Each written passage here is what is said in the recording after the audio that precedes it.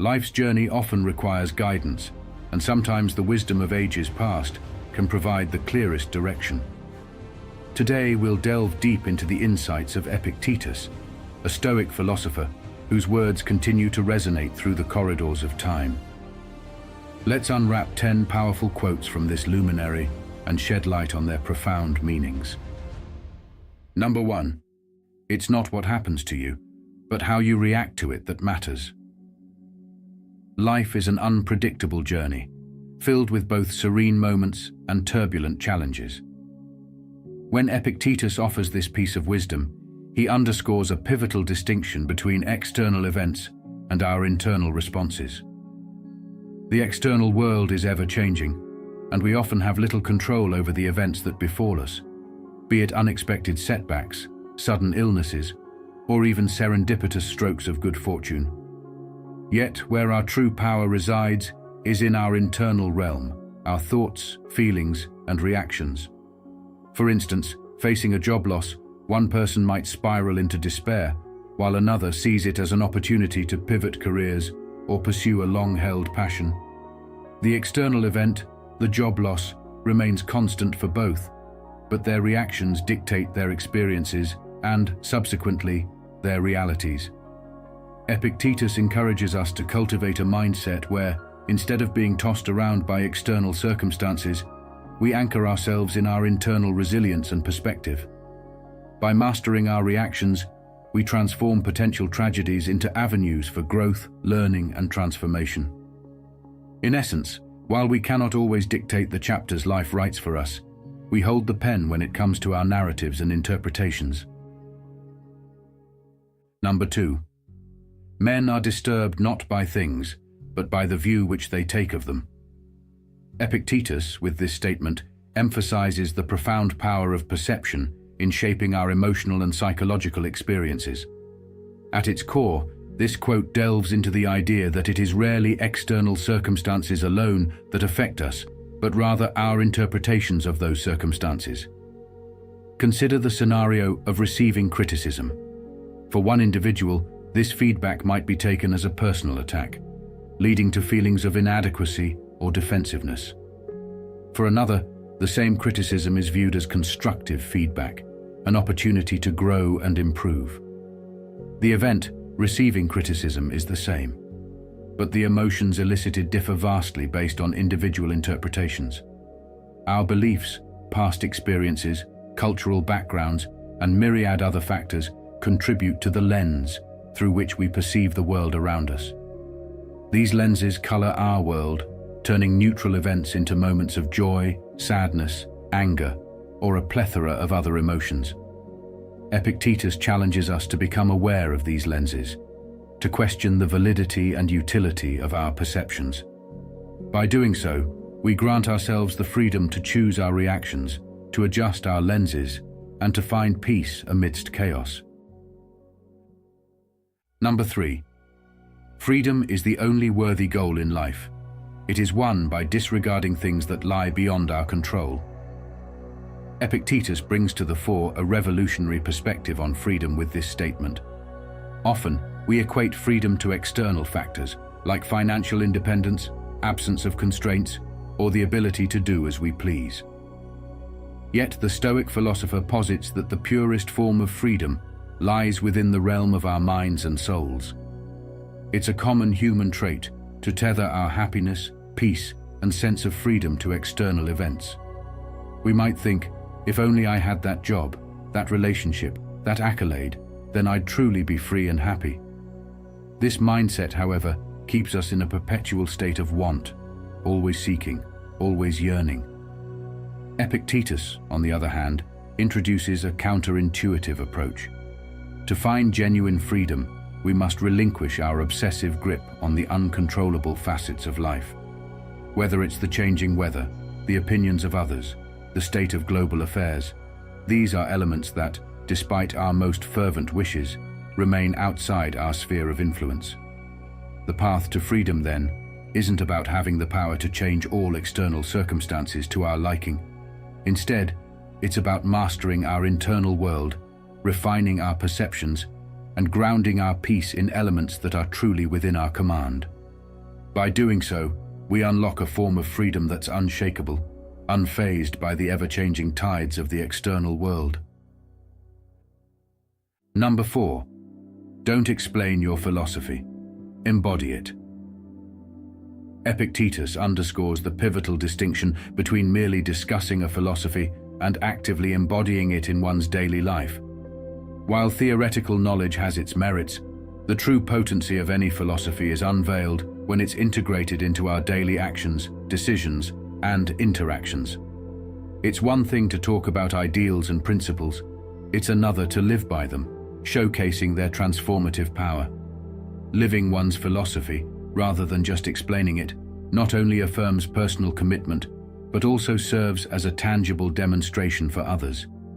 When people observe the embodiment of a philosophy, they witness its real-world applicability and benefits.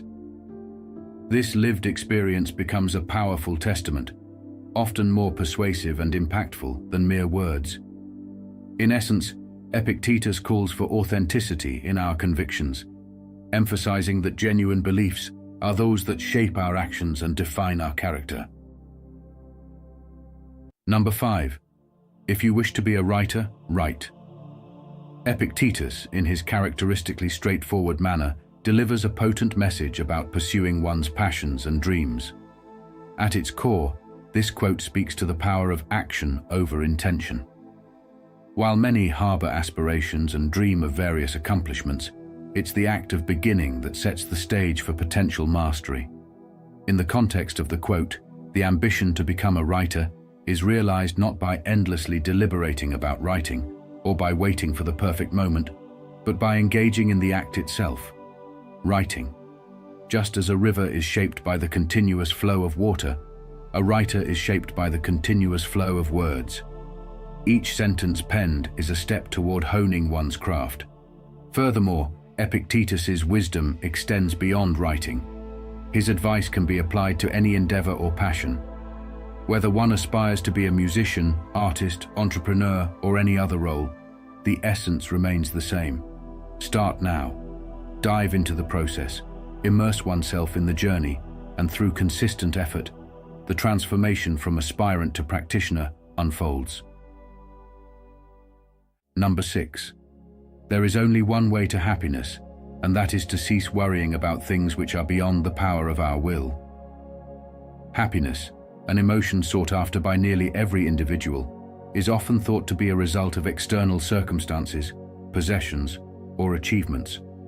However, Epictetus, a proponent of Stoic philosophy, offers a contrary perspective.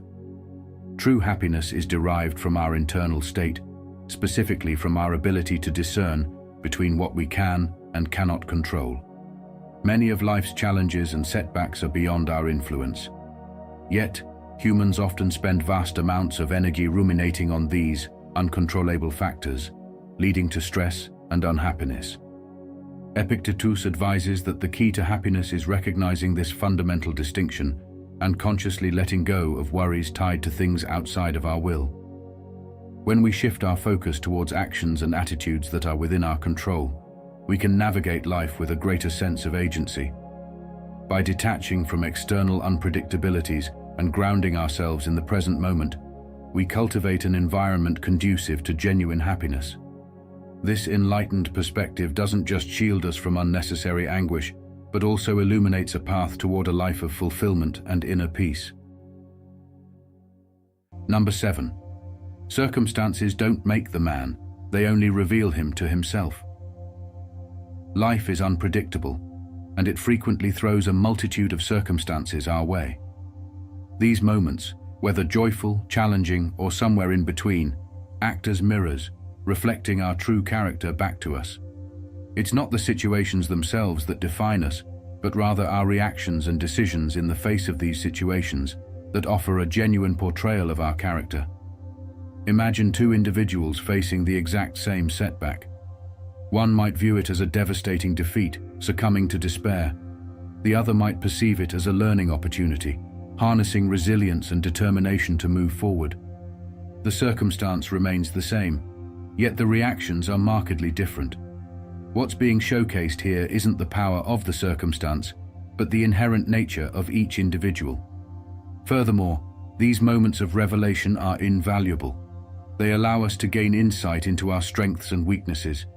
When we understand how we respond to certain situations, we can take proactive measures to either nurture our strengths or address and refine our areas of growth. Number 8. He is a wise man who does not grieve for the things which he has not, but rejoices for those which he has. At the heart of this quote lies a profound wisdom about human nature and the pursuit of happiness. In a world constantly urging us to desire more, to reach for the next big thing, or to compare ourselves with others, it becomes increasingly easy to overlook what we already possess. The allure of what's just out of reach can often overshadow the value of what's right before us. Epictetus suggests that true wisdom isn't found in endless longing or in constantly striving for more. Instead, it's found in recognizing, appreciating, and celebrating our current blessings, no matter how big or small. This perspective isn't about complacency, but about grounding our contentment in the present. For instance, two people might have the same possession, let's say, a modest house. One might be constantly upset about not having a mansion like someone else, while the other feels immense gratitude for the shelter, warmth, and memories that their home provides. The physical possession is the same, but the emotional experience is vastly different. The latter individual, in Epictetus's view, possesses a richer, more enlightened understanding of life. Gratitude, then, becomes more than just a fleeting emotion. It's a philosophy, a way of life.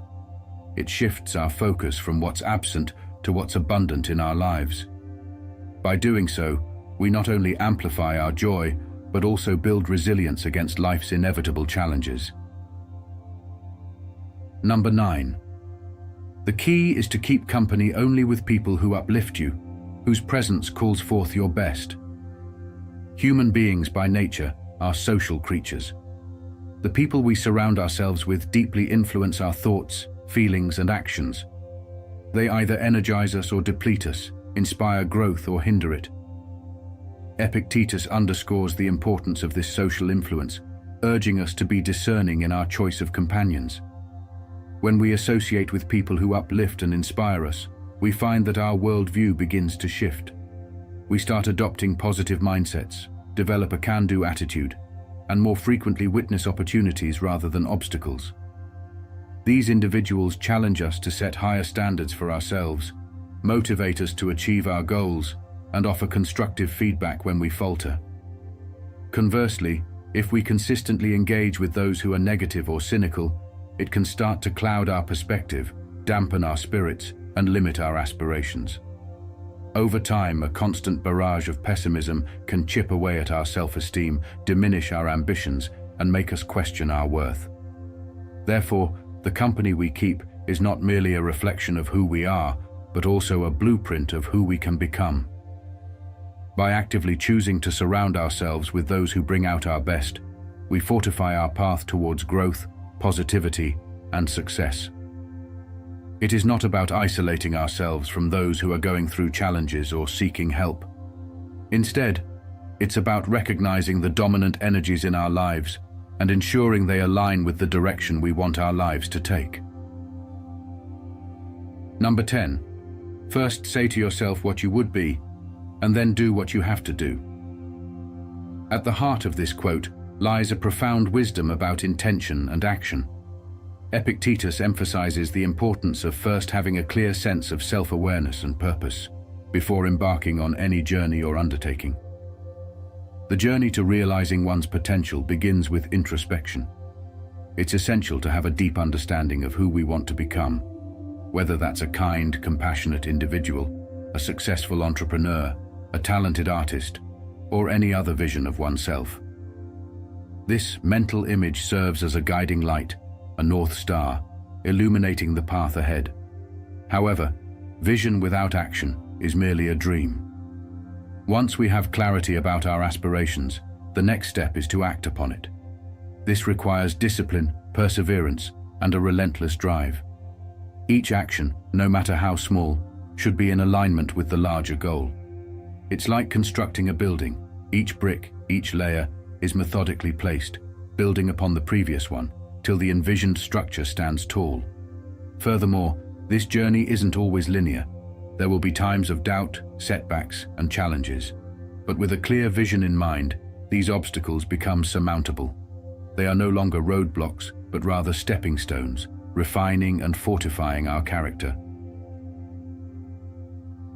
Epictetus, through his simple yet profound wisdom, illuminates the path of life, urging us to embrace challenges, cherish the present, and shape our destinies through conscious choices.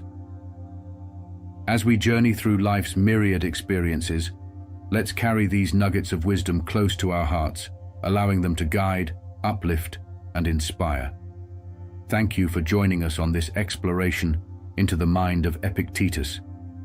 May his words echo in your thoughts, reminding you of your inherent power and potential.